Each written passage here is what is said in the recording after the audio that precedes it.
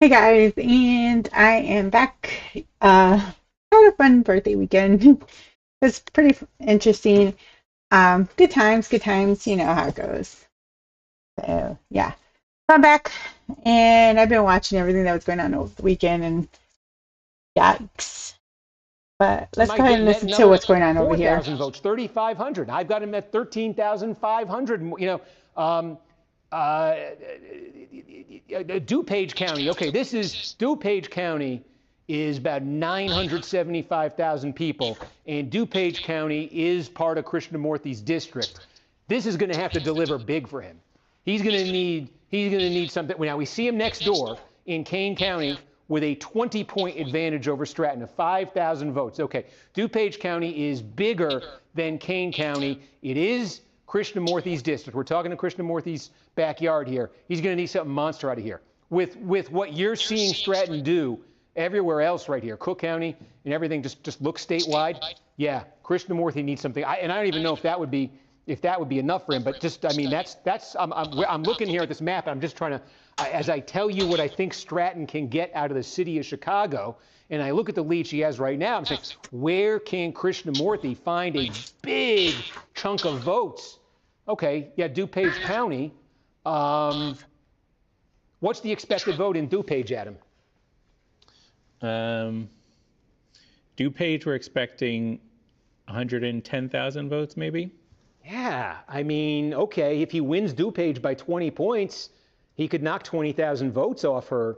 He could get 20, again, right here, DuPage County. I think, if you're Krishnamurthy, you're hoping a lot of these sort of rural, very small rural counties here add up. You win them and you add up, but he's not winning all of them either. And it's I mean, all some of because these of small counties here, this gerrymandering. is Like, few votes if right here. they didn't But, gerrymander the crap out of again, you're Illinois, seeing it would be completely red. Stratton.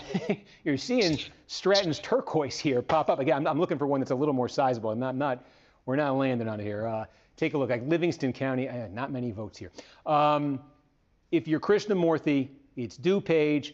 It's the rest of these collar counties. Maybe if he could net 20,000 out of DuPage, if he could net 15,000 out of the remaining collar counties, that could potentially offset what Stratton does in Chicago. But that would offset it.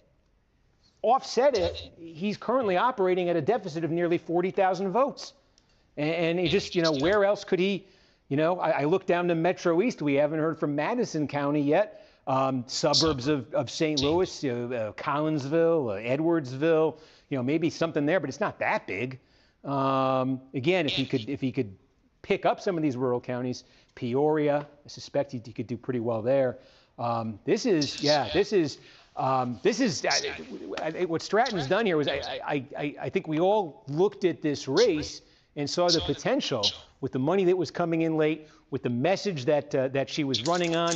Our own polling, we've been seeing this in our NBC polling now for some time. When you ask Democratic voters how they feel about their own party, they don't like their party's leadership. They want more aggressive confrontation with the Trump administration, more aggressive confrontation with those policies. That was, I think, just in terms of the thrust of Stratton's message. That's what she was trying to offer voters in the final weeks of this campaign. And it's hard to look at this map and say she didn't tap into something pretty significant there. So again, nothing new has changed really since we kind of reset. I think you got the lay of the land as I see it here. Let's see DuPage. Let's see more city of Chicago. I mean, maybe that's another hope for Krishnamurthy if you're looking at this.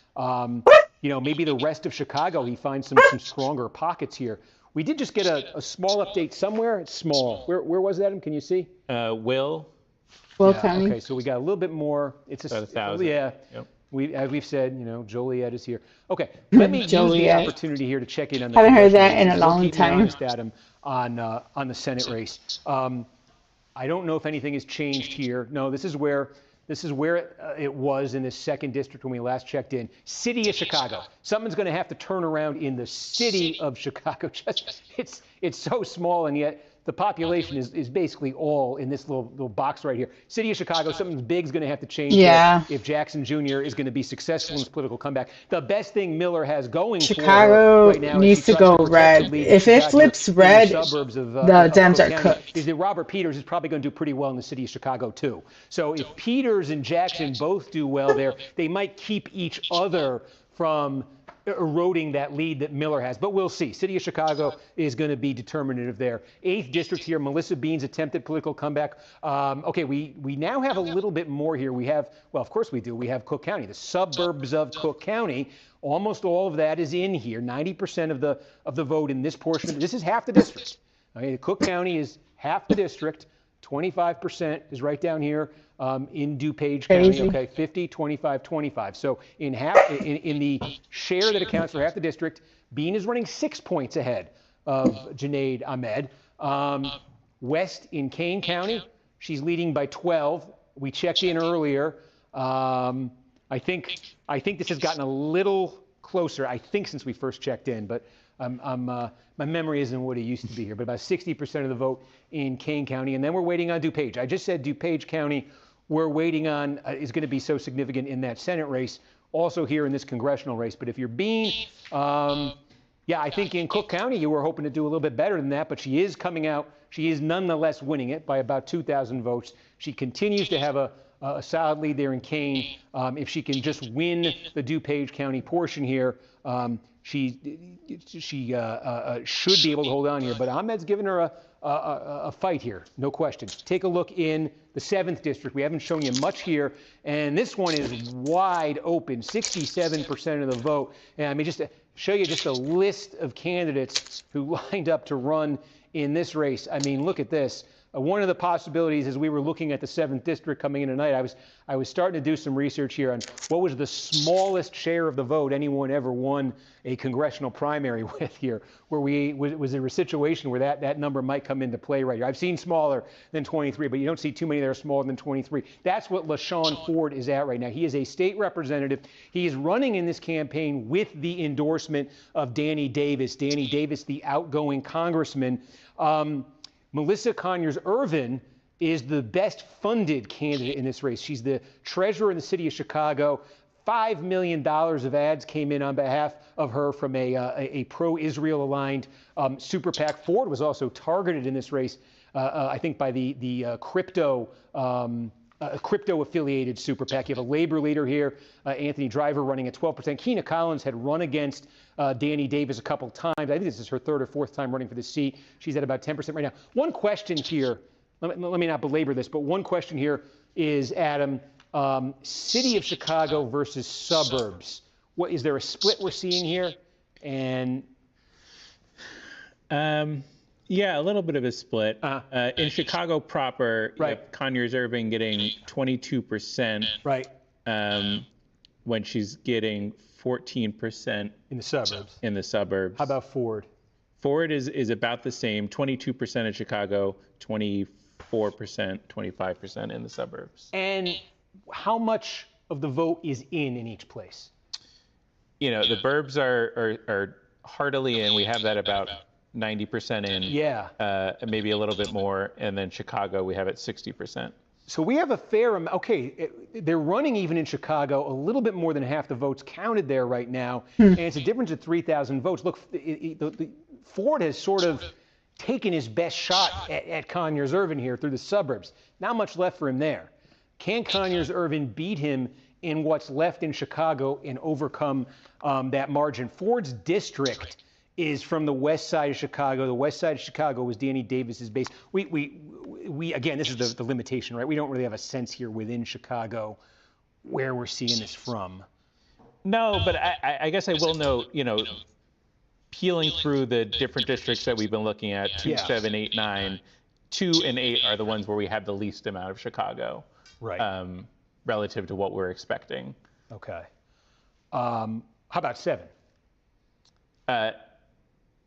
Yeah, I mean, we just talked there. It was about 60% of the vote. When the rest are below 50. Okay, I misunderstood what you were saying. Okay. Yeah. Yeah. Okay. So we'll keep an eye on this here, but you can see the dynamic here. Can Conyers-Irvin overtake Ford with what's left in Chicago? Let's check back in on the 9th district race. Remember there, Biss's margin now sitting just under 5,000. I think it was 5,100 when we last checked in. About 80% of the vote here. I still can't believe people are still voting blue, especially in Chicago, after everything that's going on there. Like, that still blows my mind, guys. A little bit there, and we're Like, looking at Cook County these here. people are glutton for punishment because they're obviously not learning just the vote anything. That's left. You know?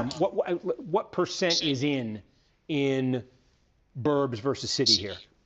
In the burbs, we have 90% in. Yeah. Is our estimate, and Chicago is 75. 75, which is up from where it was before, right? What's Chicago running at right now? Chicago, we have about 37,000 votes in. Right. For Biss, we have 24%. Yep. Abu Ghazala, 35%. Yep. We just got a call in Illinois too, if you want to look at that. Okay, did it? Donna Miller has been declared the winner here. There you go. So it looks like we got, and I'm seeing we're up to 73. We must have got a little city of Chicago. Yes, nothing dramatically. We said it would come down to the city of Chicago. Something dramatic would have to change. Nothing dramatic changed. Donna Miller, a member of the Cook County Board of Commissioners, with a solid lead here, solid victory over Jesse Jackson Jr. The political comeback of Jesse Jackson Jr. The attempt fails. Remember, he was elected to Congress in 1996. He served through 2012. He was under investigation at that time, faced a prosecution for fundraising irregularities. 14 years later, and just after his father passed away, obviously a major event nationally, but a major event in the city of Chicago, which was his father's political base for all of those years, falling well short in this race. Miller was the best funded candidate. I don't know. In the I know that district. you had the people going out there trying to flip Chicago red. Coming into and races, I don't know if that's going to actually do anything because you, on behalf of Miller, so certainly just in terms of funding, because you have these people that are going to vote blue no matter what. You know, they're not going to change their stance. Like, they could be having the worst life and they'll still keep voting blue. Like, I don't know why they think like, oh, maybe this time around they're going to be better. And it's like, bro, if it hasn't got better by now, it's not going to. Like, but yeah, that's these people for you. District, we had 37,000 votes counted in Chicago. It was 34% for Biss. It was 34% for Abu Ghazala. And what was it for Biss? It's 35 for Abu Ghazala and 24 for Biss. Okay, 35-24. And how many votes do we think are left in Chicago? About 13,000 remaining votes. 13,000 remaining votes. If Abu Ghazala continues to beat Biss by about a 10-point margin, yeah, you know, she can eat into a 4,800 vote margin, but it does not look like there's enough there at the current rate for her to overtake Biss from Chicago. And meanwhile, like we said, if I can just call the counties up here, there are areas as well where Biss can counter what Abu Ghazala is going to get out of the city of Chicago. So again, I think Biss here probably feeling, you know, not too bad about his position in this race. Okay, 2 is called. We showed you 8. I don't think we have anything more in 8 since we checked in. We showed you 7. Waiting on city of Chicago there to see if that turns it around for Conyers-Irvin or if that clinches it for Ford. 9th district we just showed. So he's still going on and on about Illinois right now. We're keeping an eye on all these different elections that are happening. Right now, this is not the main election. This is just the primaries to see who's going to go head to head against, you know, like, so we're looking at the Democrats, who's going to take the ticket that's going to go head to head with the Republican, you know. So that's for the midterm. So we're trying to see who's going to kind of be able to hold their own amongst the groups that they have running. So right now, that's mainly what you're seeing a lot of throughout the United States is all these different primaries to see who's going to win. I really, really, really, really hope that Illinois is going to get a new governor, because Pritzker, bro, the cloudy with chance of a meatball freaking governor needs to go. He like sucks. He doesn't do anything for the people. He doesn't care. Like him and Brendan Johnson, they got to go. And I really hope Illinois and Chicago learn their lesson and boot these people out. And I think if these Democrats, if they actually flip all these places red, maybe it'll teach the Democrats a lesson. Maybe it will teach them, like their party, a lesson, as in start focusing on your like base. Don't focus on the 1% minority because it's the bigger base that you should be kind of capitulating to, not just a small little 1% of the group, you know? But it's just crazy to see how everything is going. And I honestly, like, I don't know if you're going to end up with more Muslims in power or if you're going to get more socialists in power. Either way, those are bad. So we'll see how it goes with Illinois. We're keeping an eye on that. I have this town hall from Klymatix. Let's see what they're up to. I don't understand the logic. Like, I see this stuff in Portland, and I don't understand. I don't think the people down in Portland that are protesting on the other side realize that all the patriots, they just treat them like kindergartners. They could really take care of the situation in 10 minutes if they wanted to. Yeah. You know, they go so easy on the left. They really do. I heard that DC just had a takeover by the urban youths. Yep. Yeah. Oh, yeah. In downtown Yep. neighborhoods, they had hundreds of black kids coming out, causing scenes, fighting in the streets. Mhm. Well, I just seen something on YouTube where it was saying there was like 2,000 shootings at the spring break. It was like, bro, it's What? crazy. Oh, I saw the video of them running on the beach. There was a video on X that's been going Yeah. on spring break from 30 years ago. Oh, yeah. I saw it. The difference, like a contrast of it. I mean, Let me see if I can find that video for you guys. Dude, that is tripping me out when I saw it because it was showing the difference between 30 years ago and nowadays. So just to give you guys some like context, imagine like maybe the 80s or 90s when people would go on spring break. You didn't see anything going on. People would just go there to party, to drink, to have a good time, to, get lucky, I guess you would say. They would go to the beaches and just have a good old time. And now it just looks bad. Like it's always the people of the melanin, okay, that are just storming these beaches and they're just constantly fighting and trying to murk each other. And it's like ain't nobody got time for that. It's like, man, these people have no home training, like on the real. Let's see if I can find it. I think it was Daytona Beach.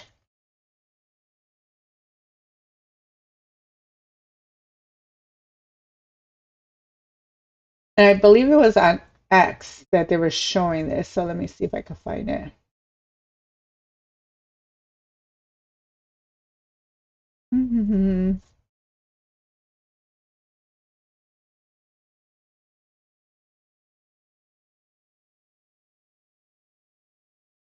Maybe if I do before and after. But yeah, if you've seen that, dude, that was like nuts watching how these people. Okay, I found it, guys. Let's see. Oops.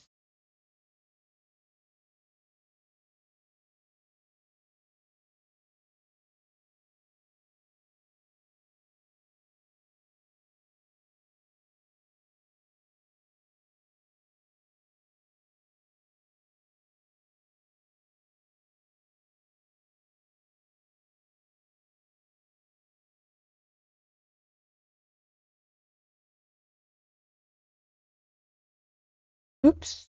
That's how you always usually hear from me. Oops. Like my bad.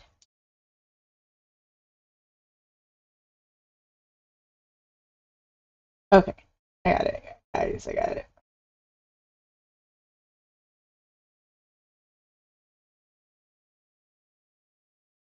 Mm-hmm.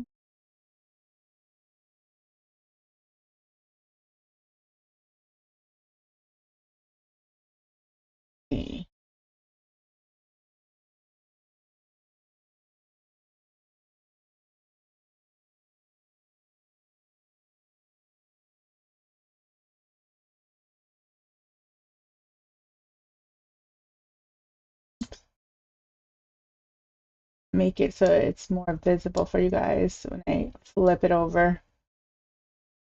All right. Okay. So this is the video that they're basically talking about. It was showing spring break then versus so the spring break of Daytona then versus now, and it shows you how much has changed since, I guess, back then. So this is the video, so let's go ahead and watch.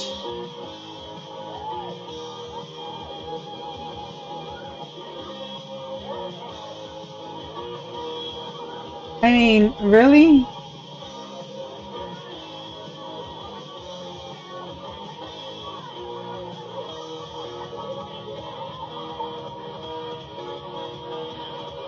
Like, bro, that's just insane to see how this is, and to see like the before and after shots, of what these people are doing is crazy, guys. Because it shouldn't be like that, And unfortunately, it is, which sucks because we should be trying to, like, you're supposed to be putting your best foot forward, not acting a fool. And that's why I said these people have no home training, It's very sad to see what our country is becoming and how it's being like overrun with all these degenerates and how they don't get any consequences. And the reason they don't is because people are so scared that they're gonna be like, oh, you're gonna be called a racist. And it's like, bro, for doing your job, for making sure that people know right from wrong, like no. And it's like also, where are the parents at? Because then you're having all these teen takeovers where those are getting out of control. And again, people of the melanin, are the ones that are on film doing all this crazy shenanigans. And it's like, where's your daddy? Where's your mama? Like, where are your parents? Why are you being allowed to act a fool? Like, no, this should not be something that should be happening nowadays. People should know better. And again, I go back to it's because people are not having consequences anymore because people are so scared of being called racist or white supremacists. It's like, y'all need to just stop with that and just push the law. That's all you have to do. Just make these people held accountable, and I bet you they'll eventually stop. Well, let's keep going with what this guy's talking about. Trump, they're not voting for Trump because it's Trump. They're voting for Trump because he's the leader of a movement which stands for a lot of different things. For example, most Republicans are pro-life. We don't believe in killing unborn babies, right? We believe in having a controlled border. We don't believe in medical mandates. Like, there are some things that we believe in ideologically. So to Pam Henfield, I understand that you're angry at yourself that you were there January 6th. You feel like you were lied to by Trump. But to go from being, I'm going to guess you're a pro-life person, I'm going to guess you don't believe in killing unborn babies, to go from voting for Republicans, voting for Trump, to then flip to voting for the party that believes in killing unborn babies up to 9 months, means that you've just completely, you've abandoned your own ideological principles because you're mad that you fell for Trump's lies.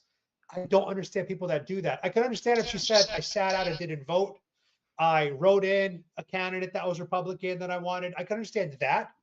But to go voting from not killing babies to killing babies, I don't understand these kind of Republicans.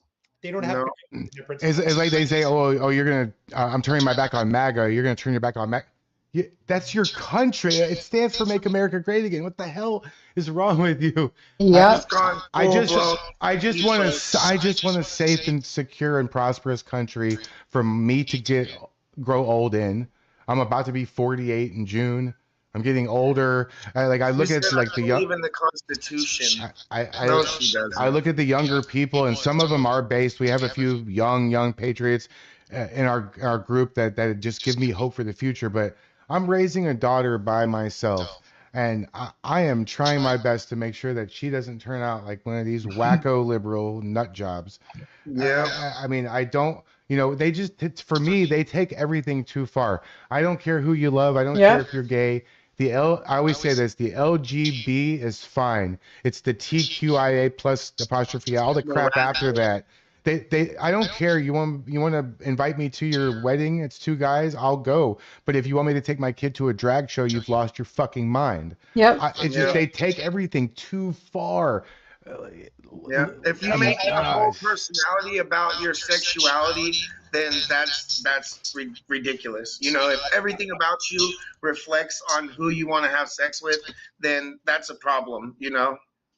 I will tell you guys, I lived in Thailand, and as you guys know, that's kind of like the transgender capital of the world. But they don't. But they're open. They'll tell you, I'm a lady boy. They don't. Lady, most of them say that. Yeah. Most of them say that. Although if they've had the surgery, they might actually call themselves a trans woman. If they've had the surgery, so that's kind of how they distinguish. Lady boy has penis, trans woman has a vagina, a wound, right? A rock pocket. Yeah, exactly. The difference between Thailand and the United States when it comes to the trans community, in Thailand, they're actually passable. They actually they probably are. A good example of that is watching The Hangover, if you guys remember that scene.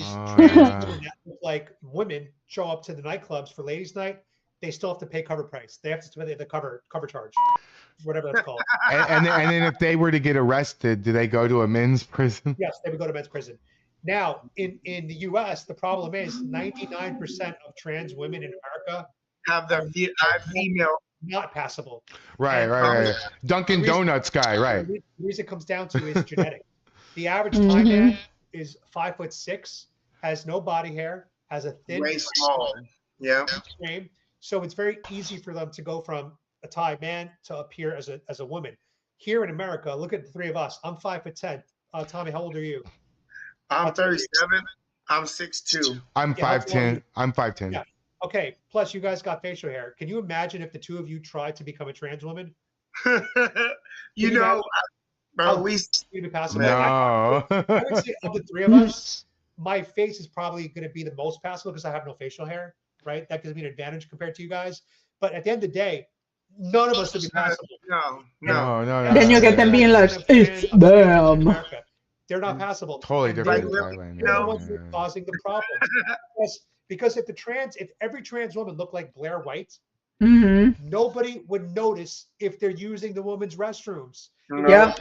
Issue. It's right when they're walking with a full beard, like the Duck Dynasty guy in a full beard and a dress.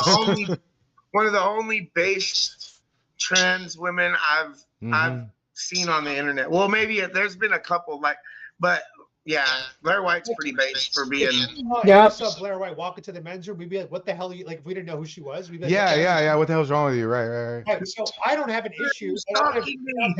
You guys might disagree with me in the chat. I don't really care because I've stood by this. No, we have a base chat. We're base as fuck here.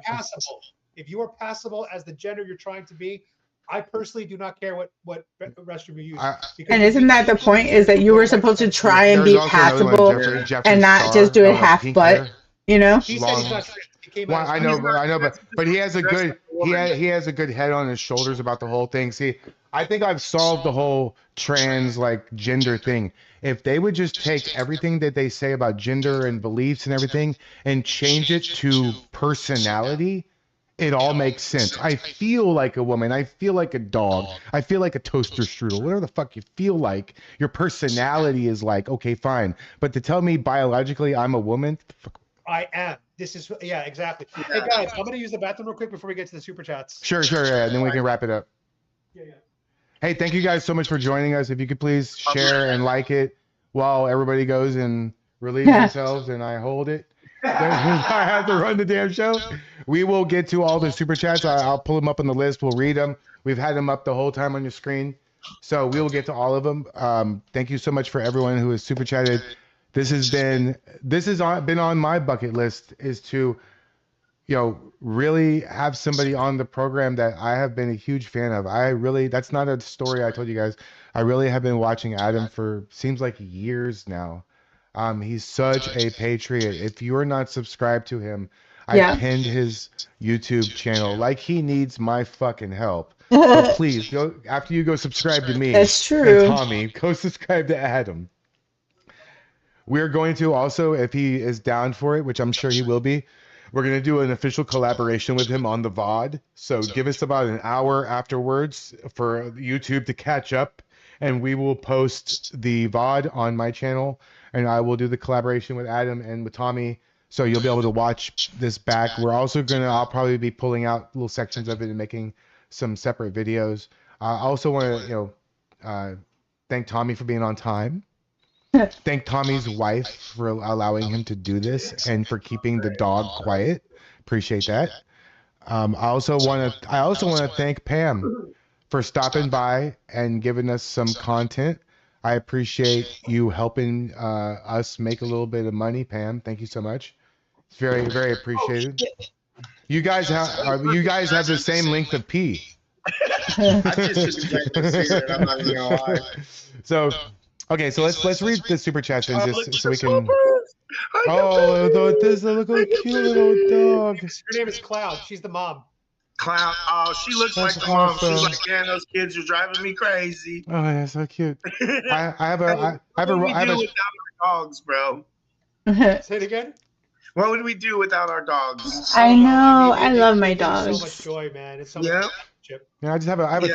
You know, like, to be honest, guys, like, this whole thing with, you know, like, the Islamic or Muslim, whatever Islam are trying to push, like, they literally want to take away your dogs. Like, in some places, like, I believe Europe is starting to try and bend the knee to that. And that's just utterly ridiculous. Like, to be honest, because ain't nobody gonna take my dogs away from me.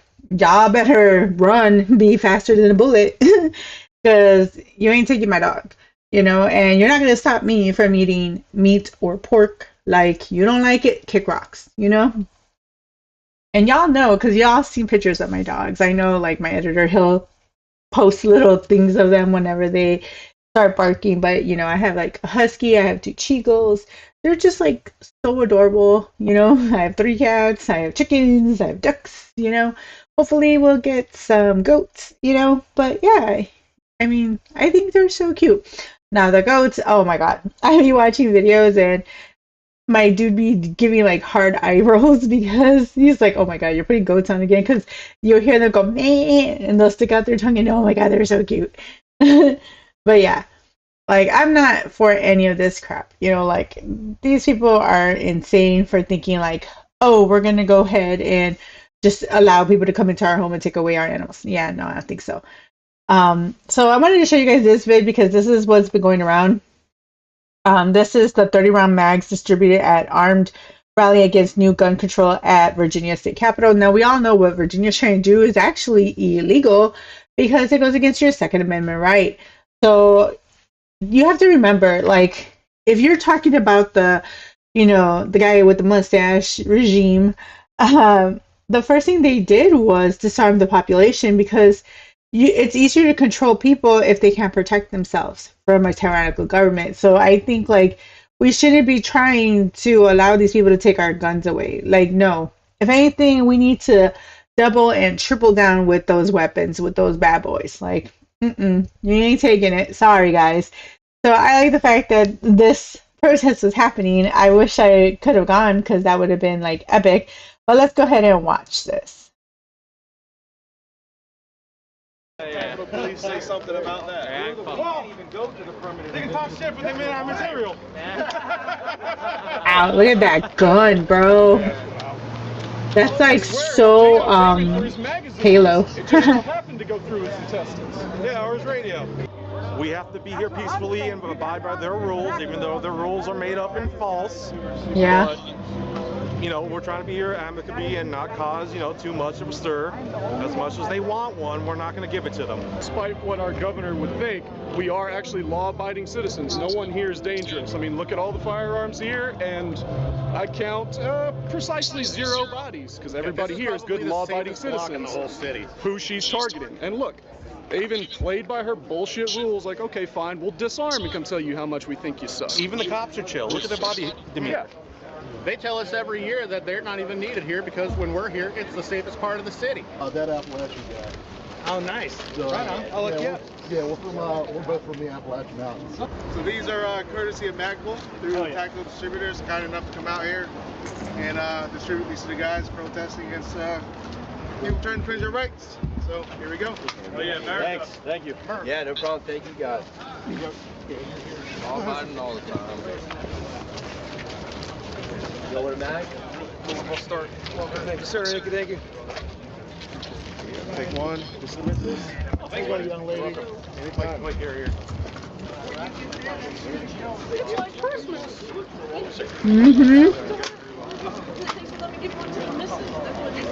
I would have been so excited to go there. I'd be like, you come back with a hat on, come back with a mustache, glasses, just like you keep getting more. Got a lot of shit on me. You gotta lose some pounds today. Alright, thanks. Oh, yeah. Appreciate you coming out. It's like, So if you want to put one on the 50 mag too. Look, Barrett Boy was here back in 2020. Someone has to carry it on. yes, they do. The whole point of this is to make sure that the magazines are out there. Can't be mad.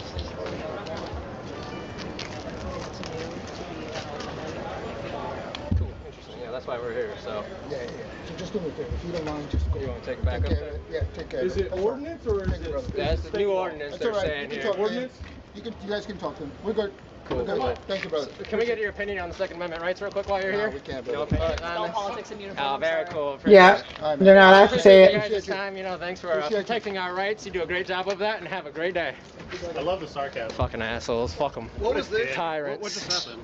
Yep. So pretty much with the new ordinance that came in, they came and said that I cannot carry my suppressor on any public streets here in Richmond. Oh. It sounds like So are you going to disarm yourself of this? I would have asked. Now they can go fuck themselves. This is my American right here. Yes, it is. Continue to do it. Did they cite the actual ordinance, or they said something She vague? did pull up ChatGPT and did pull up the ordinance. So Like, trust in the AI ChatGPT now. is 100% reliable, guys. I mean, that's the way our surveillance is going too. So I guess we better honor it, right? Did they make some ultimatum that did they say anything if you didn't take it off? No, they told me I did have to go up there. I don't know if it was a lawful order or not, because they did not want to talk in front of anybody else. What was the reason their mood changed? Pretty much because I warned the guy who was running for Senate. I asked if he wanted to protect my rights. So, which I would love to know as he walks away over there. Yeah, he ran away. Sure not interested in protecting our rights, are you, sir? So they were saying you have to take this off the end of your Yeah, they're saying my suppressor is not allowed in public anymore, on public streets. Because the decibel change of 10 decibels, man, that really... Really? Really? So if you have a suppressor, be aware. Be aware. Tyrants are over here. Stand up now or you can pass this fight on to your children. I love that It's only going to get worse. The fight for our rights suddenly disappeared as soon as the cops showed up. On me. You didn't want to protect my rights. Oh, he ran away. I don't comply with any tyrant, even if they wear the uniform. Yep. And I think everybody should follow suit. You notice that they came up to bully you when no one else was here, and now that there's a lot more people here with suppressors, they haven't shown back up. Because they're not going to come up and try and get everyone to do it. They wanted to try and get one person. Yep. I mean, that's why all patriots, they need to band up and stand up together. Yep. I mean, they do not comply with this. This is tyranny. What brought you out here, Batman? Batman can't be everywhere. Batman's not even real. Oh my God, It's Batman! important we have guns in law-abiding citizens' hands. I love Batman. Protect themselves because I can't be there. Mr. Batman, what about Dude, he looks dope. your parents were killed by guns?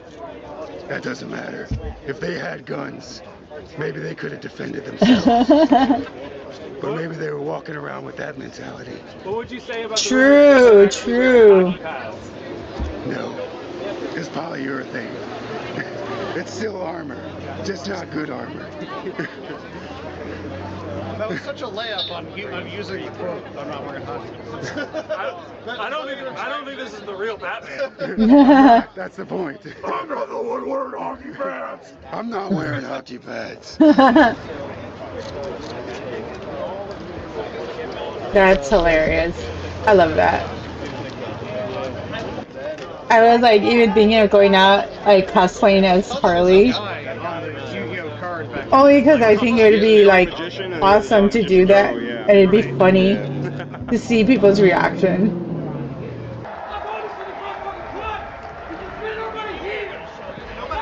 Everybody here! Not over there! Who paid you?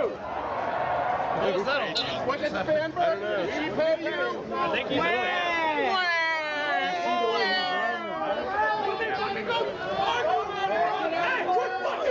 traffic, dipshit!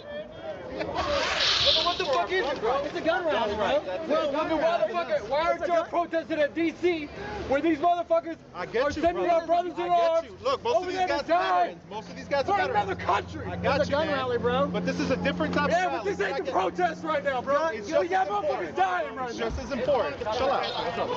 Come on. Leave him alone. Who's getting killed? 90% of shootings. Most people here agreed with him. I think he was protesting the war in Iran. His brother getting sent out and shit. But this is not that rally. He's just upset about something Completely different. I think most people here agreed with him was the funny thing. Mr. President, it is natural to man to indulge in the illusions of hope. We are apt to shut our eyes against the painful truth and listen to the song of that siren till she transforms us into beasts. Is it this insidious smile with which our provision has been lately received? Trust it not, sir. It will prove a snare unto your feet. Suffer not yourselves to be betrayed with a kiss. Those are so dope, man. For the last 10 years. Have we anything new to offer upon the subject? The book of Luke says a strong man that has arms has peace in his house. And we pray for that peace, and that peace can only come if we are a people, a peaceful people who are armed. We thank you for this holy word, and I send this prayer, Heavenly Father, in the name of my Lord, my Savior, Jesus the Christ. And let all God's people say, Amen.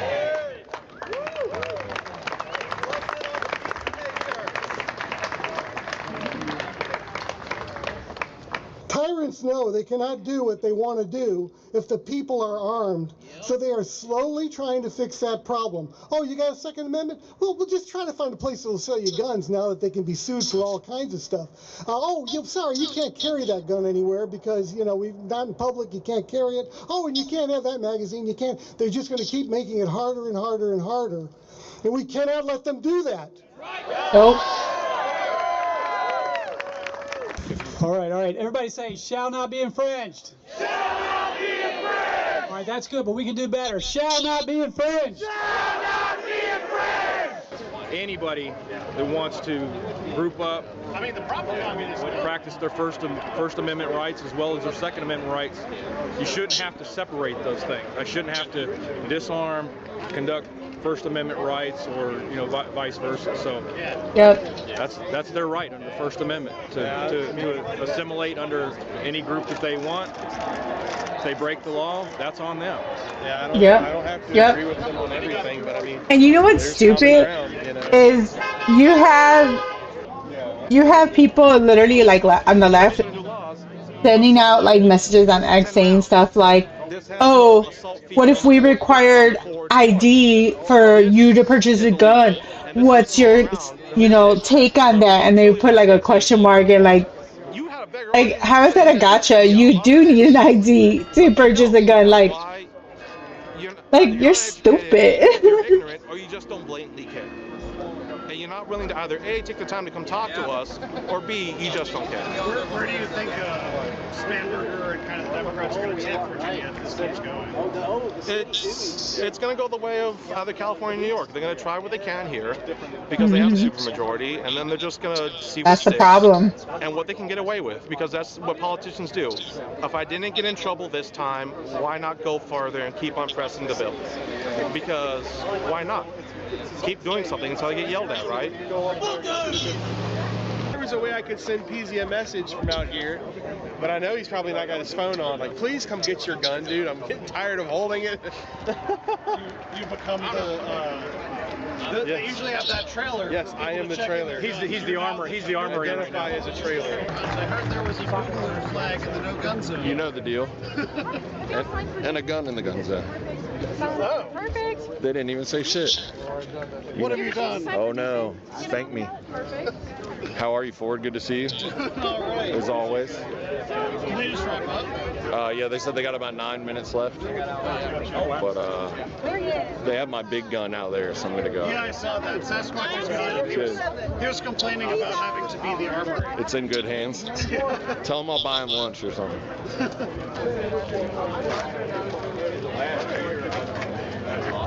Recrowning you. I'm gonna buy you lunch or something for helping me out. Hell yeah. Only if it's at your place. That's nice of him.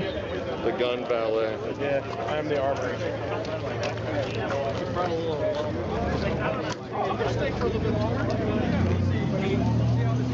One more second.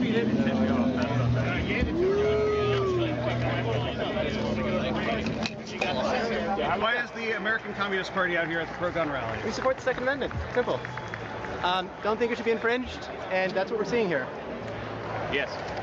I know this is a Karl Marx quote, but do you want to elaborate? What is the intersection between communism and gun rights? Well, basically, the Communist Party supports the working class. This is going to harm the working class, of course, vast majority of Americans. And so, 1 and 2.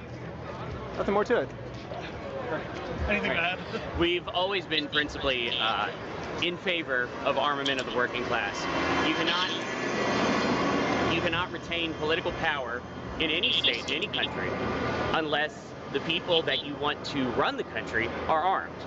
And we want the workers to run the country, so we need to make sure that as many of them that want to be armed are able, so that they can defend their civil liberties at the point where it's absolutely the most necessary, at the breaking point. You're very welcome. These are grandfathered. You own them before July 1st. Okay. Thank you guys. Thank you for doing this. You're very welcome. Thank you very You're much. very welcome. Thank you, thank you.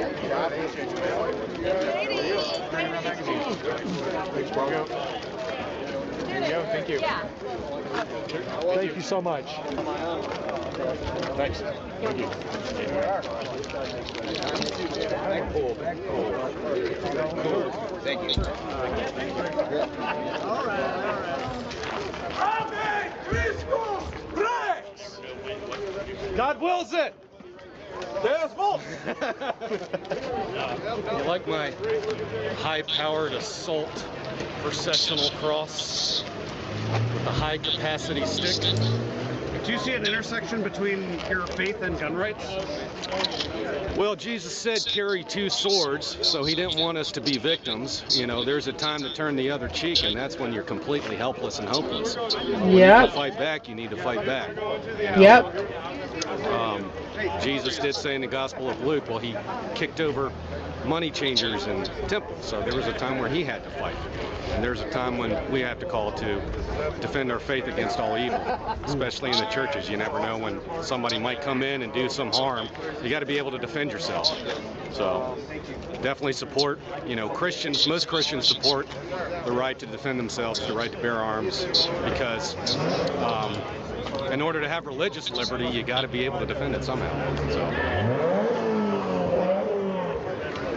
Thanks for being here today. What part of Virginia are y'all? Arlington. Perfect. I can't speak for these guys. Y'all up north? I am. North as well. I got help back.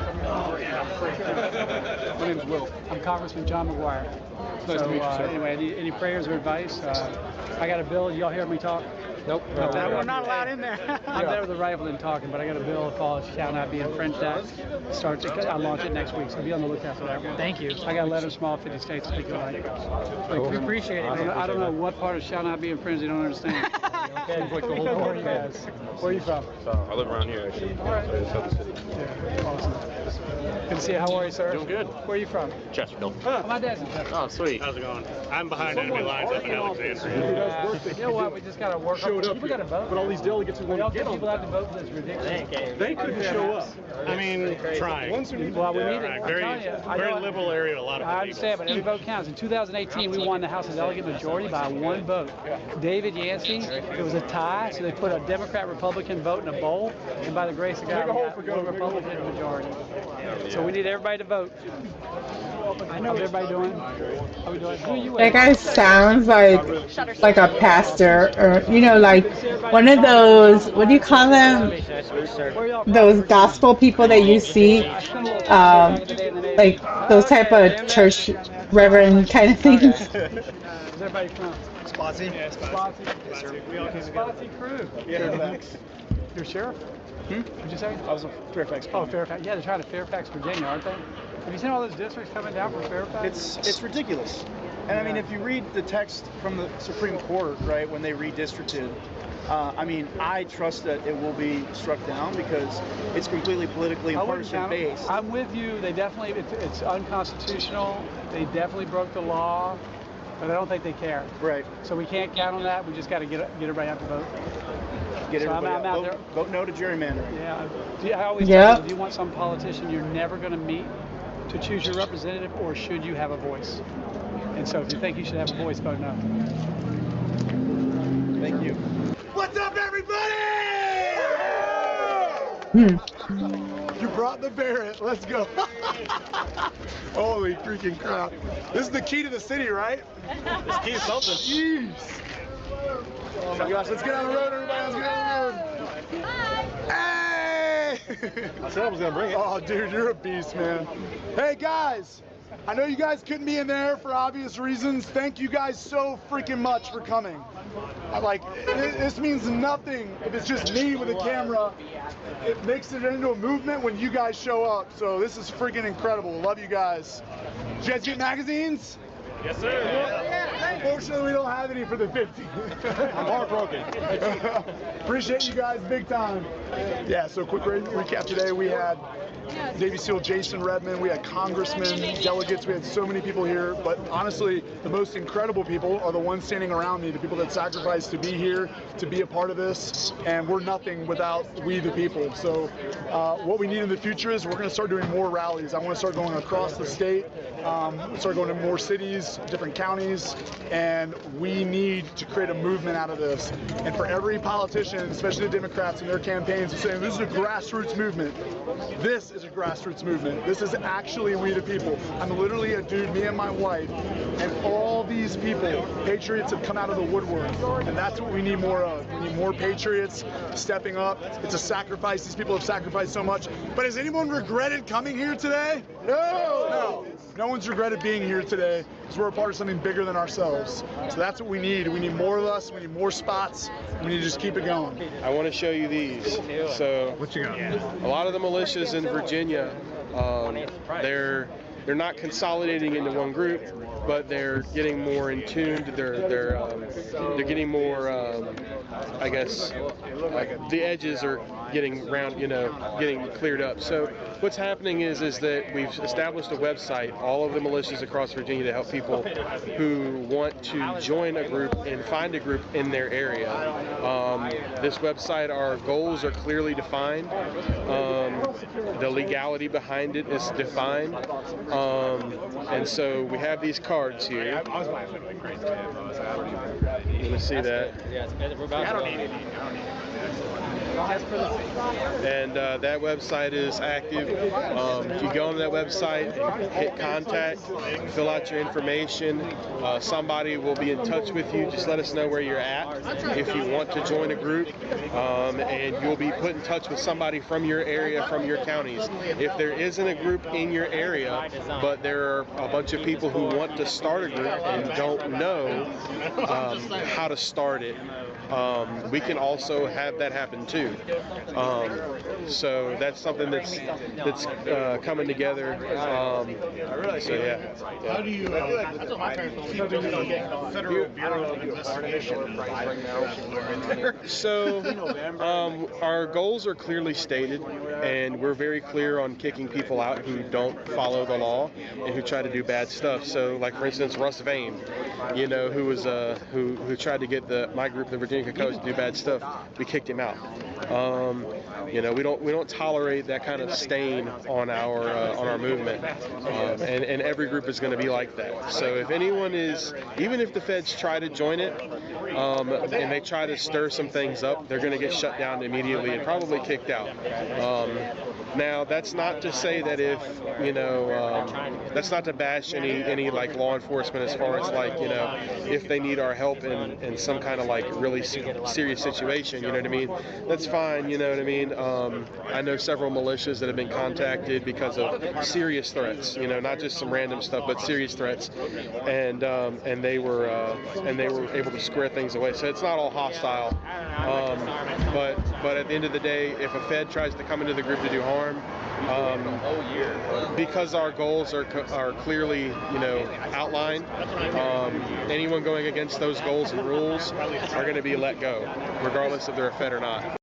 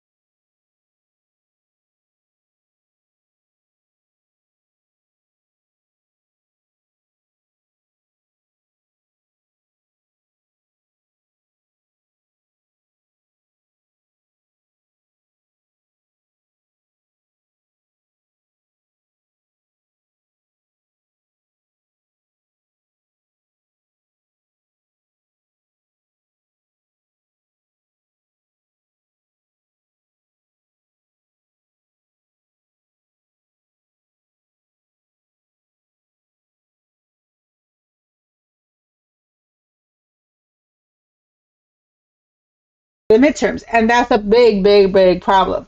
We need to be able to show up and literally vote like our lives depend on it, because if Democrats get, back into power, everybody on the right is screwed. Like, hands down, guys, hands down.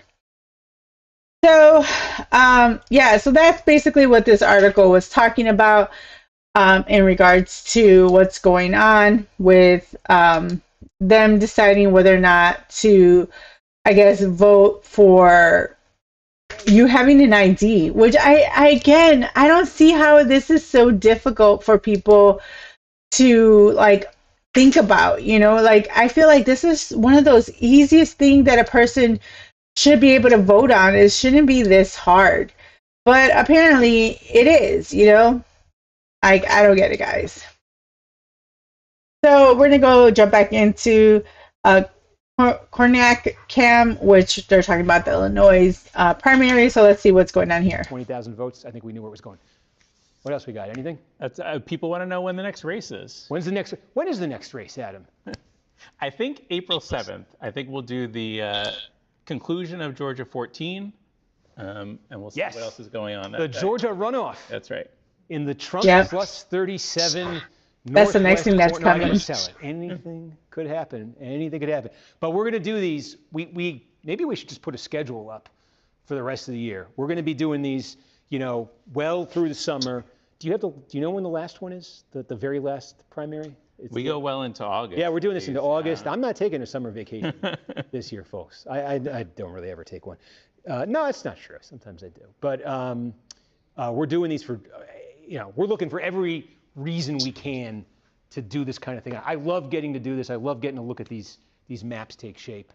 Adam's just looking at the schedule there, but we'll put the schedule out. August 18th. August 18th, Florida. Okay. I don't know. We'll see. Yeah, we'll see. And who knows? We got special elections that come up. April 21st, right? Virginia.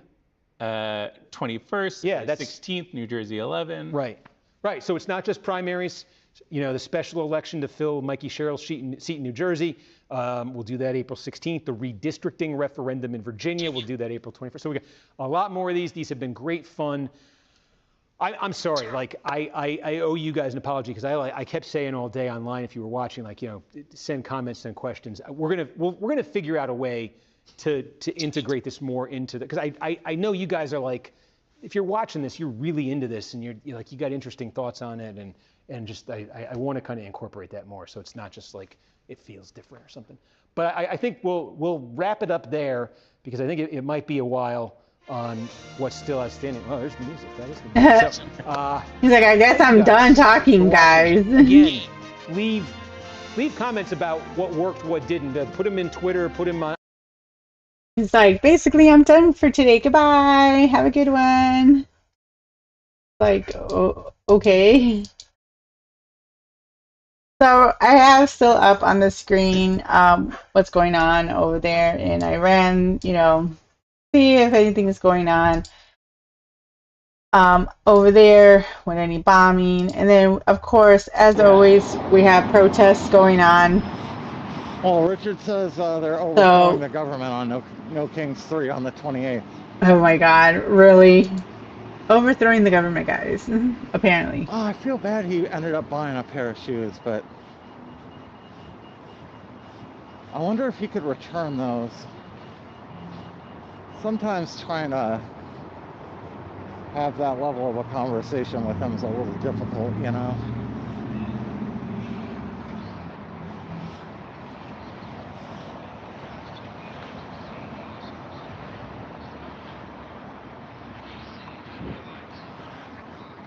No, he said he bought a pair of shoes and he doesn't. I have 2 pairs of shoes for him I tried to give him. And he said he didn't want them. Jeez. Of course. Of course. Go get a tree update here. It looks like some of the stuff has been taken down on it. And the chairs removed. I don't know if ice went and cleaned it again or the rug's gone. There's some still higher up stuff, but it looks like everything got cleaned off it. There's still a Pikachu flag and something else blown in the wind up there. Pikachu flag? What? I'm Why? sure there'll be plenty of new stuff on here this week.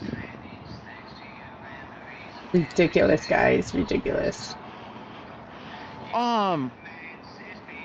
So I figured that was you that bought the sketches, K-Girl.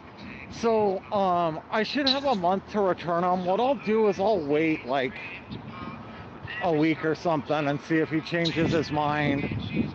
And then if he doesn't, yeah, I'll send them back and give it to Operation Inflation, or we can see if there's something else he needs maybe that I can just take the Amazon credit and get him something else he needs, or whatever. I guess it's, you bought the shoes, so whatever you feel most comfortable with.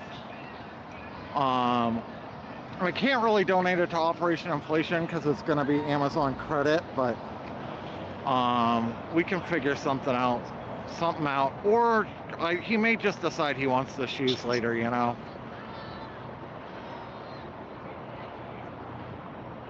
Yeah, so does the camera look any better? I'm shooting from a new phone.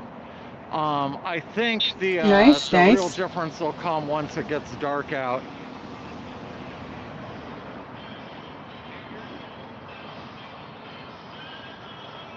Trying to see if there's any other protests going on. I figured the shoes came from you, K-Girl, but it didn't. Because you know how much we love protests Usually here. I get a little gift receipt, and it didn't say this time.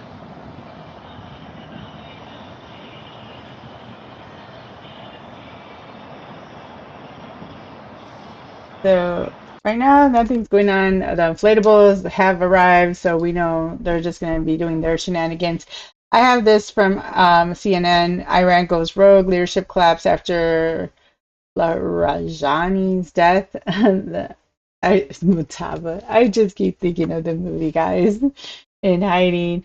So let's listen in to CNN and see what shenanigans they're getting into. Straight far more than ours. So we want them to come and help us with the straight. I think we're going to have some good help, and I think we're going to be disappointed in some nations too. Trump says he will eventually announce some countries that are helping. He hasn't done anything yet, but a lot of nations are either saying I'm out or are being completely non-committal. Look at Germany. The defense minister is outright saying this is not our war. We have not started it. The German chancellor says it's not NATO's war. The top EU diplomat says it's not Europe's war. So then, whose war? At the same time, Trump is asking for help. He's attacking. Like, I dropped something and I don't know where I dropped it. Like, okay, yes. Not only thanking us, they should be helping us. What does surprise me is that they're not eager to help. I always said, you know, the problem with NATO is we'll always be there for them, but they'll never be there for us. The Prime Minister of UK, United Kingdom, yesterday told me, I'm meeting with my team to make a determination. I said, you don't need to meet it with the team. You're the Prime Minister. You can make your own. Why do you have to meet with your team? And even though the U.S. has severely degraded Iran's military capabilities, they are still fighting back. Just tonight, there was an explosion at a hotel near the U.S. Embassy in Baghdad. An Iraqi official says it was the result of a drone strike. A lot more to discuss with lead global security analyst at the Washington Post, Josh Rogin, and White House and Foreign Affairs correspondent at Politico, Eli Stokols. Glad to have both of you guys here. I mean, Josh, President Trump is clearly not happy with allies who are dismissing his plea to help. So I'm going to go to this. This is from Chicago. This is the live results from the primaries that just happened. So we're going to go ahead and listen in on this. How are you going to, really briefly, how are you going to celebrate the rest of the night? Oh, you know what? We won. I know, as I said, I realize what's at stake here, and what's at stake is a bigger job to serve the people. So I'll be thinking about how I could make sure I do my best to serve more people.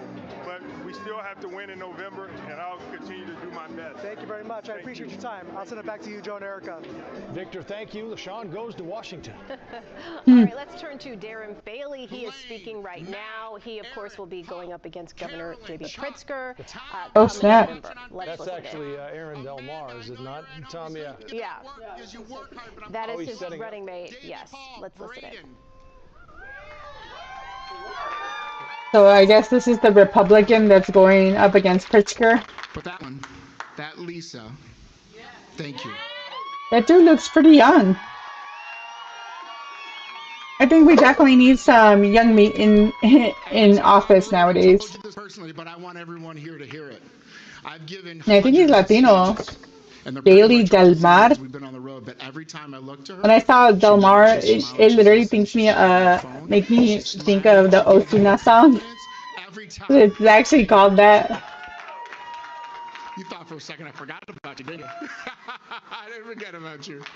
And so many others across the state. You showed up early. You stayed late. You prayed for us. You believed when it wasn't easy. Look into this guy. This campaign was not built by Darren. It was not built by me. It was built by all of you. Not insiders. You. Most of you know this wasn't a journey that was planned. Two leaders came together. We put the past behind us, and it wasn't easy. Darren said some pretty unkind things. I might have said a thing or two, too. We're going to wait until we hear them introducing Darren Bailey. In the meantime, Tom, let's bring you back in because this was something I wanted to ask you tonight. What sort of headwinds are Republicans facing in Illinois? It used to be, 2010? The split in the House was 11-8 Republican, right? At the time, Mark Kirk was the Republican senator. Rauner wins the governor's race in 2014. How do Republicans get back? Well, one of the headwinds that has influenced that, and you cite that number of what the congressional districts look like, those districts have been redrawn. Sure. And they've been redrawn very aggressively. I mean, this God, they're so gerrymandered like crazy. In Illinois that have really taken these races that we're looking tonight and made them primary-only battles. It's very hard for Republicans to compete in those districts in November. Yep, and, which is ridiculous. Hurt the Republican Party's ability to kind of grow a bench, to get people who are running in competitive races. We talk about the skill set that you develop when you have multiple opportunities to run race after race. That's been really difficult for Republicans because there are so few races that we can genuinely compete in. So that's one of the headwinds that we're facing. But the second one, and this one comes with a lot of zeros behind it, is money. That's one of the biggest headwinds that we have. We have a governor in Illinois who's put over $500 million in political spending since he came on the scene less than a decade ago. It's very, very difficult to be able to get the kind of resources you need to get a message out across the entire state of Illinois, and it's even harder when the other person on the other side is spending 10 or 20 to 1 against you. If we could, but let's talk about the T word, okay? Trump hurts Republicans in Illinois. Period. No, he does not. Except that's for ridiculous. Far south, that's always going to be super conservative.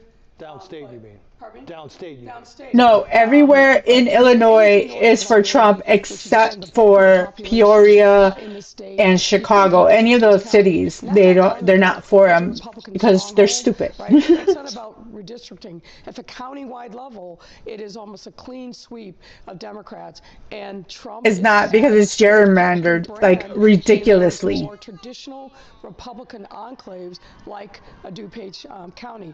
All the things that Tom said, I think, are 100% true. But why did you get to the supermajorities in the House and the Senate? And part of that is because for the last 10 plus years, you've had a guy in Washington who has demonized everybody and demanded unchecked loyalty, and if you don't sing from his songbook, you're in trouble as a Republican. So a lot of Republicans not even true. Kind of in the wilderness, at least the Republicans. This is like TBS to like second level, but I'm not surprised because it's CBS. Are absolutely real too. Donald Trump is not popular in Illinois. Yes, he is. Just how much attention and how much of the bandwidth that's taken up by Washington, by Donald Trump, by the messages that come out of the White House. It's been incredibly difficult for. It's funny that they keep saying that he's not popular in Illinois, but when I've driven through Illinois, I literally see Trump flags and Trump signs everywhere. And it's always in like rural areas. You're talking about far suburbs, places that are normally red, which is why it's really ridiculous that as red as these people vote because of the gerrymandering with Illinois cheating, it doesn't allow them to actually get the representation that they deserve. Because out of 17 seats, you only have like what, 4 seats that go to Republicans and the rest go to Democrats, which is how, like that's impossible. But if you looked at the map, you'd be looking at like, why is it like that? Why are, the crookedness of like them going from one area to another across the map? That's why it's still blue. But if you took away all that gerrymandering, I'm pretty sure the state would be purple. Like, honestly. Distinguish candidates from one another. Yeah, I think that if you are a Republican nominee running statewide, oh Lord, that's who was talking. Jesus, that scared the crap out of me. You've got to speak to, I think, the more. All right, which one of you guys in the chat said Beetlejuice, man? Y'all shouldn't be invoking that name 3 times because look what it appeared. They don't want you wrapping your arms around Trump, but what they really want is, what are you going to do about gas prices, grocery prices, affordability? Nobody's going to listen to what this broad has to say because there's a reason why she got booted out of office, because she sucked. Season going into the midterms, and so now why she look like that shrunken head, bro? Basis really have to speak to those issues. But running and acting like Chicago is the most dangerous city, we're not even the most dangerous city in Illinois on a per capita basis. Acting like it's murder and mayhem every day on the streets of Chicago. We are the economic engine of this state. Take a walk in the hood, like go to the back of the yards and without your security. Let me know how that works out for you. Of Illinois, from top to bottom, if I'm a Republican, take the green line without any security. Let me know how that works out for you.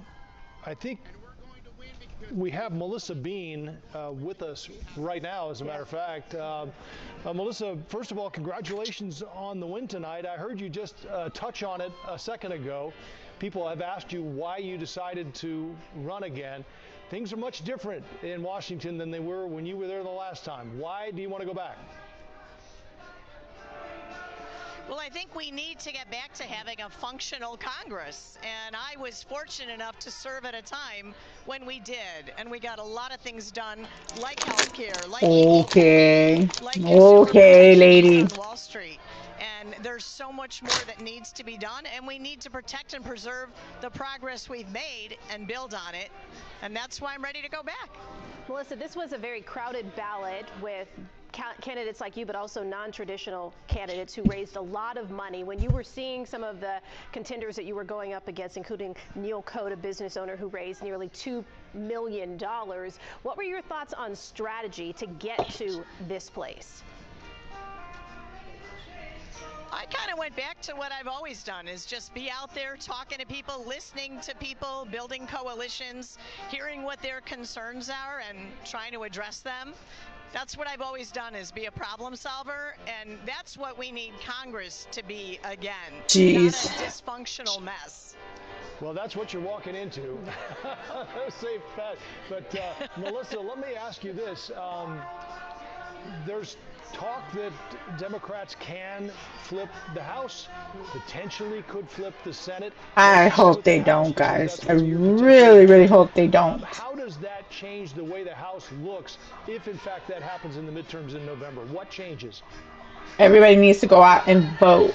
Like your life depends on it, because it does. We kind of get back to restoring our Constitution and having Congress act as an equal branch of government and as a check on the executive branch. And right now, we, as I said earlier, Miss me, chick. Nope. That isn't Nope. doing their job. We should not be voting for this broad. Authority and letting the president run the country by I really hope she doesn't win. That's not what our founders intended, and it's certainly not serving the people. All right. Well, Melissa Bean, again, congratulations back in that 8th congressional district seat, and we look forward to talking to you in the future. Thanks for the time. All right, now we want to go to Pat Hines. He is actually speaking now. This is the competitor who was up against Fritz Kagi for Cook County Assessor. Let's listen in. The work ahead is about fairness and justice for those who have been harmed over the last 8 years. It is about ensuring assessments are accurate, transparent, and equitable in every neighborhood. For too long, too many people across Cook County have felt the system was confusing, unfair, and unjust. My commitment to you is simple. We will make property taxes more accurate, more equitable, and more transparent. All right. Mm-mm.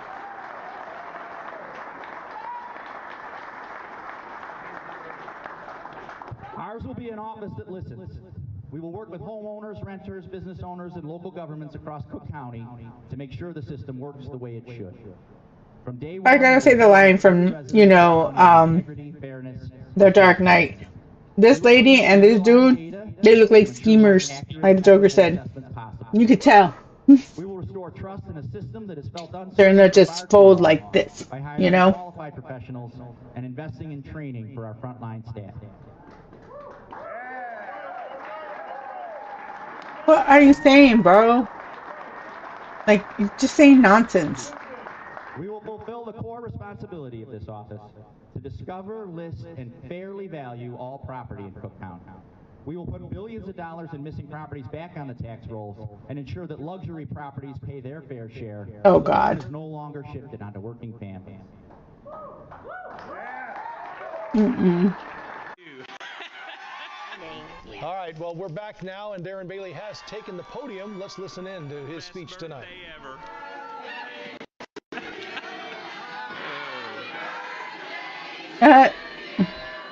Apparently it's his birthday, guys.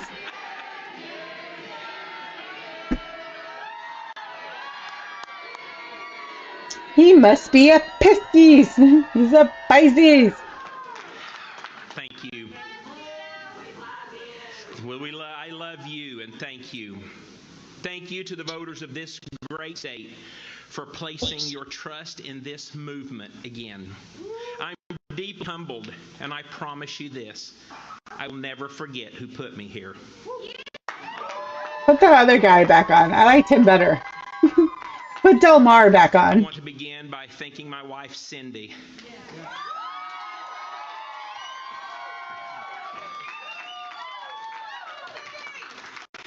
She's my rock, my strength, and my partner through every season. I want to thank my family and the countless people across Illinois who prayed for us and walked with us through the hardest season of our lives. I want to thank Jose Durbin for everything that he has done to guide us to this historic victory. Bailey, but we want to show you what we now have as a new CBS News projection. With 80% of the vote, we have Juliana Stratton as the Democratic nominee here. 39% of the vote, Raja Krishnamurthy, 33%, and Robin Kelly trailing at 18%. And this is, of course, for Senator Dick Durbin's seat in the U.S. Senate.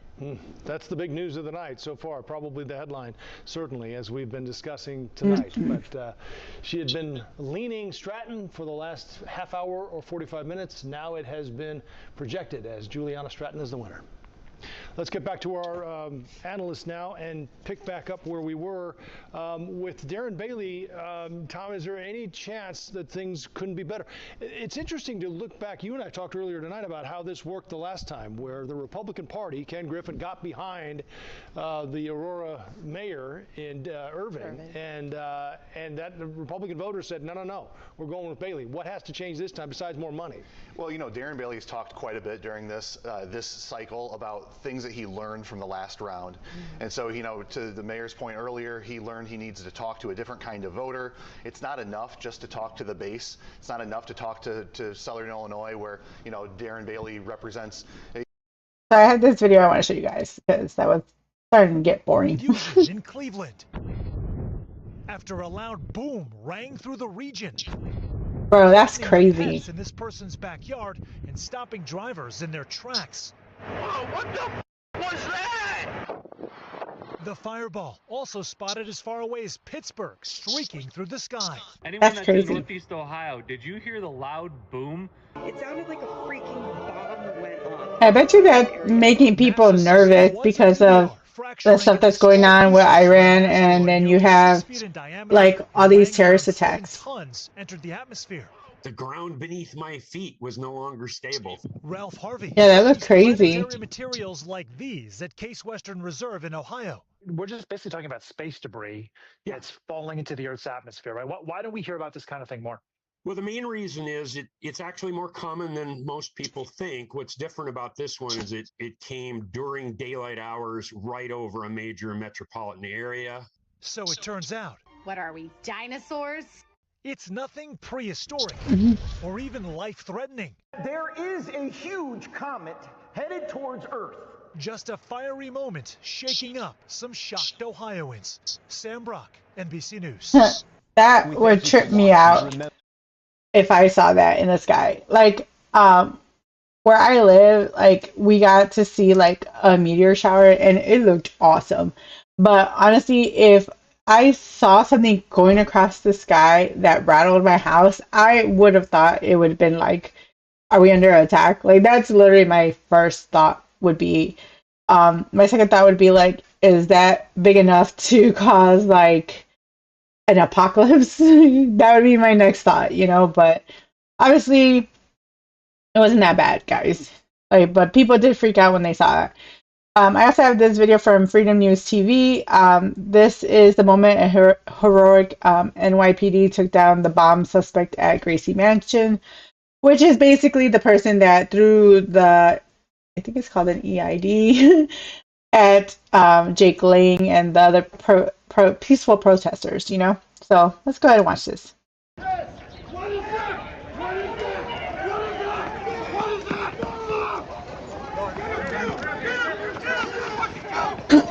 Ooh.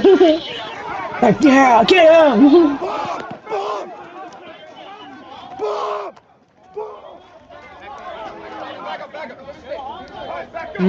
That's crazy. I'm still shook by that. All these people are lucky. Like, God was watching them that day where that bomb didn't go off. You know? These people are all extremely lucky.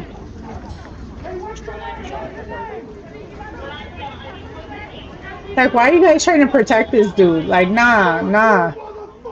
He literally was trying to murk all you guys. Stupids.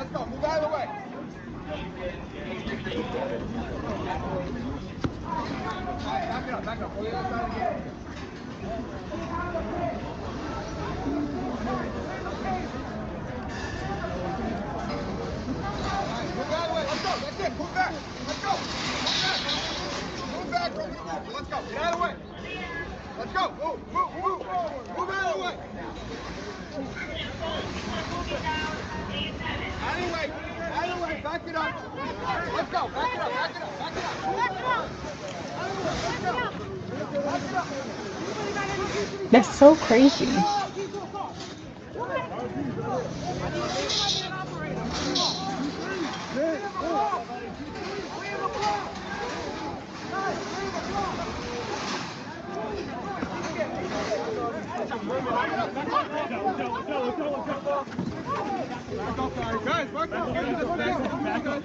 Like all these cameras in the way. It's like, bro, back up. I want to see too. On the sidewalk! Now, let's go! On the sidewalk! You're like, press.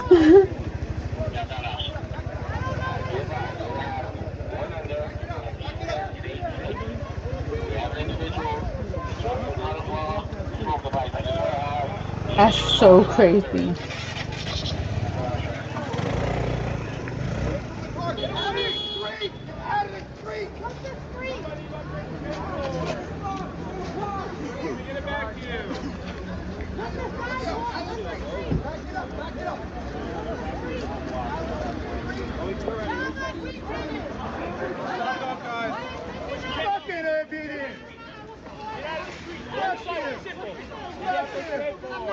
Fuck you!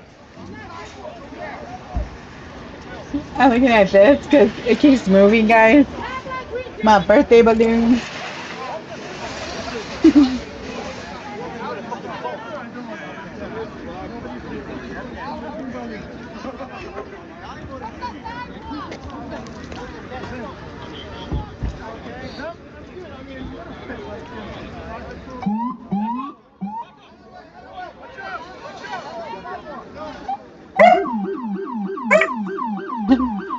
He's barking at my balloon.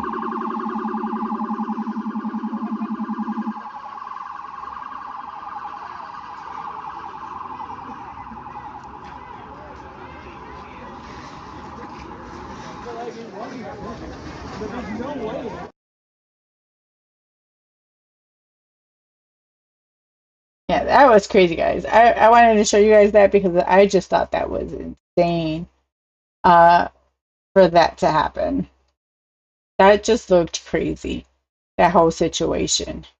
But let's go ahead and see what Beetlejuice has to say. You know, Raj has been a leader in fundraising across the country for years. You know, this has all led up to this war chest that he was able to put together. But again, it's about what are you using that money to communicate? What message are you bringing out there? That's where the Stratton campaign was really able to come in, both through a combination of kind of seizing on some of the negatives of Raja, capitalizing on the fact that he had sort of stalled in the polls. You know, we saw just within the last couple of months, polls that were giving him a double-digit lead. But you saw poll after poll, there was movement among Robin Kelly, Juliana Stratton. Raja seemed to have plateaued at that level. But I think it's a good point that the mayor makes, too, about as you're Juliana Stratton looking forward now, what it means to you as a United States Senator. She's going to be in the minority party in Washington. That's a far cry from what the Democratic experience in the state of Illinois has been. I served with her in the Illinois House. She was in the supermajority there. There's a big change that happens when you go to Washington. Yeah. CBS now calling the 9th District for Daniel Biss. We can pass that along right now. Yes, 90% of the vote in, and Marissa Perlman has been following this from Biss headquarters. So let's go to her right now. Marissa. Joe and Erica, so good to be with you. Yeah, the word is starting to spread around the Biss for Congress watch party. The energy is growing. We have heard a few rounds of clapping and shouting here over the past couple of minutes. We just heard from the Daniel Biss campaign manager that we are expecting to hear from the Evanston mayor here momentarily. We just got about a 2-minute warning. They said a few minutes ago at least, said they are happy to see how this race is going. Again, as you mentioned, with 90% of the votes counted at this hour. They did say they are waiting for a few more results to come in, but it sounds like they have enough information where Daniel Biss is finally going to come out and speak about his hope to win the votes of this widespread district from the lakefront here in Evanston, parts of North Chicago, to past O'Hare Airport. Now, we do want to mention quickly one of the biggest storylines in this race is just how many candidates were competing for this open seat. More than a dozen Democrats entered this primary for Illinois' 9th congressional district after longtime Congresswoman Jan Schakowsky announced she would not seek another term. She has endorsed Daniel Biss to fill her seat, and she is here just walking into the room a few minutes ago. So we're hoping to speak with her here in just a few minutes. Again, as we've been seeing tonight with so many candidates splitting the vote, the winner only needs that relatively small share of the vote to come out on top. So again, we are moments away from hearing from Daniel Biss himself, the Evanston mayor, in this very tight race. Again, the social media influencer and journalist Kat Abu-Ghazalia coming in a very tight second at this hour. CBS calling it in favor of Daniel Biss. We'll bring that to you live here in just a few minutes. Joe, Erica, back to you. Okay, Marissa, thank you. Let's get a little bit more now on the Senate race and check in with Tara Molina. She's been covering the Raja campaign tonight, and she joins us now. Yeah, guys, I mean, you just heard his concession speech just a short time ago. Really kind of tough evening for Raja Krishnamurthy. We saw with a really strong lead for months in this race that really tightened up in just the past couple of weeks. I mean, I think we heard quite a bit of humility from him. Grateful to those supporters that he's had along the way, and those supporters who really showed up for him financially. That was a huge part of this race. He raised more than $30 million. That's more than anybody in Illinois and the second most of anybody in the country country this election season. So kind of a tough evening here, certainly a more somber vibe in this room as we kind of wrap up here tonight. Back to you. Thanks, Tara. Now let's go to our Marisa Vadra, CBS News Director of Elections and Surveys, Anthony Salvanto. They've been monitoring the returns from the Interactive Election Center. Marie. Yeah, Erica and Joe, we want to. Well, that's all for tonight, guys, because there's not much going on. There, as you can see from Pretend Media, ain't much going on at the ICE facility, so nobody's really out protesting. Usually Tuesdays are pretty kind of chill. It doesn't start ramping up till like Wednesday, Thursday, mainly on Thursday. Once we're heading into the weekend, it gets like crazy shenanigans. And a lot of stuff happens more so during the day, but we'll kind of just leave it here with what's going on in Illinois so y'all see what happened, and you saw who is going to be entering the race for the midterms, and we'll just keep an eye on it, guys. But yeah, we're going to go ahead and just end the stream here. I hope you guys have a great night, and I will talk to you guys soon. Bye.